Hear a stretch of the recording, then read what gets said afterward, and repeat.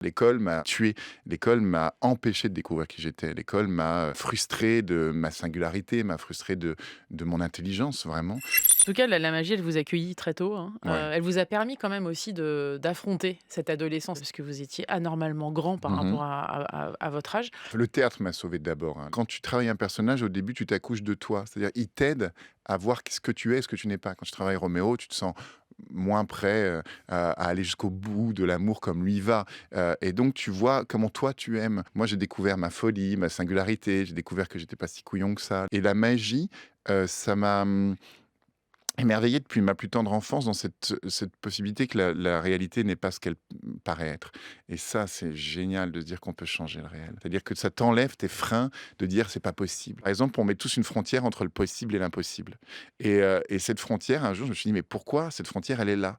Et puis finalement, si tu creuses le mur que tu as mis entre les 2, tu as un petit trou, la lumière passe, puis tu peux pousser le mur ou tu peux passer dessus, dessous et tout d'un coup, cette frontière bouge et ce qui est possible et impossible change.